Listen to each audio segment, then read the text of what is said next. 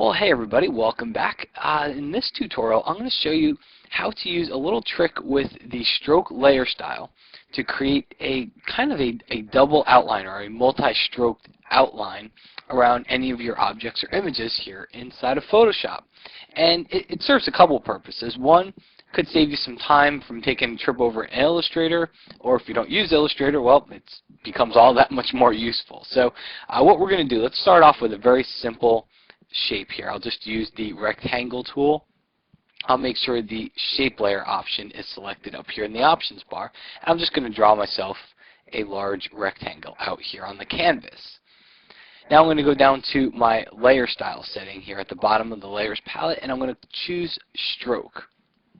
Now, we typically use the stroke layer style to add a stroke or an outline around an object, and it's a lot easier than making a selection, going up to the edit menu and stroking that way. So it's a great way to get an outline or any type of a stroke around an object. Now we can always change the color, because yourself as well as me and just about everybody out there probably doesn't like red, but we can change it to whatever color we want and increase the size here so you can really see what Photoshop is doing. It is putting an outline around their object, and a lot of people will find if you change the position from outside to inside, and I'll drop that down a little bit, you'll get a nice crisp outline around your object. Now here's where the cool part comes in. Under fill type, you see right now it's set to color, so it's just using one color to fill with. But you can see here I can use a gradient or a pattern. Well, I haven't really found all that useful of a use, I should say, for a pattern, but gradient, I've got a couple different uses here. Now, linear, you can see what's going on here. If I turn it on and off, it's filling it with a linear gradient from white to black, and that's what my gradient is here. But if I change linear to this option that you've probably never seen before inside of Photoshop, it's called Shape Burst. Watch what happens to my stroke. It causes the stroke to follow the outline of whatever object that I have it on.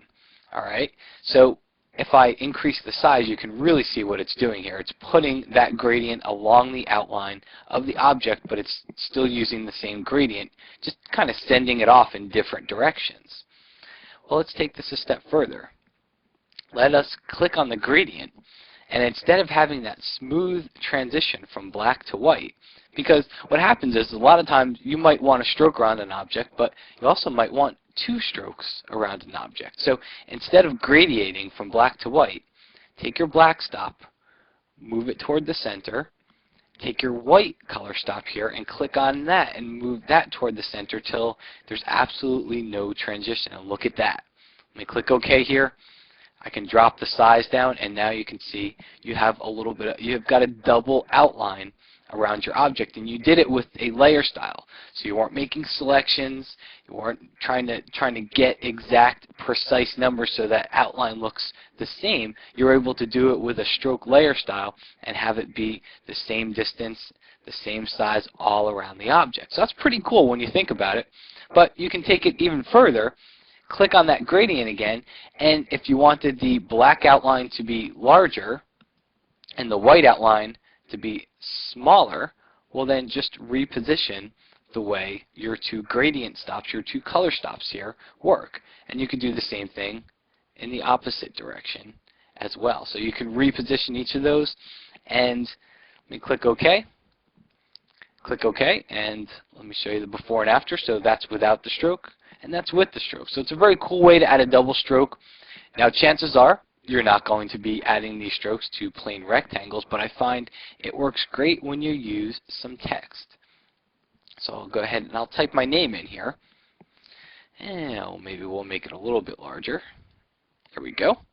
So I'll type my name, and I found, right now I'm using a very thick font here. I found that this doesn't work quite as well when you use a very thin font, and let me go in here. I'm going to use the Alt key on a PC, Option key on the Mac, and hit the left arrow key just to make my type a little bit tighter here. It looks a little bit spread out. I know it's not a type lesson, but it was bugging me.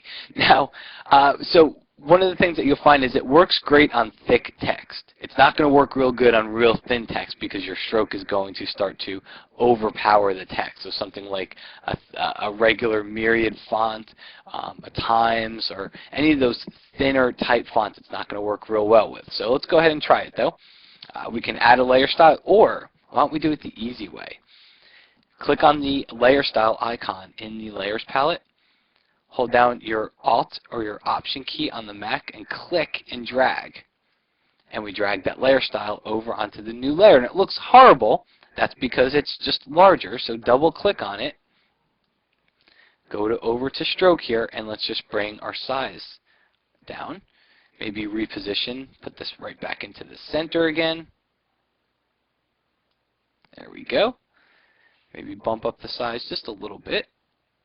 Okay, so you can see what we're getting here. We're starting to get that multi-stroked outline text here. So it's a nice effect. It's done inside of Illustrator, and you know, hey, if you use Illustrator a lot and you're familiar with it, by all means jump over into Illustrator to do it, because I think in some ways it's a little bit better. But you either don't have Illustrator, or if you're not familiar with Illustrator, then Photoshop is not a bad alternative to go ahead and get this done if this is the effect you're going for. So I hope you enjoyed this tutorial, and I will see you again next week.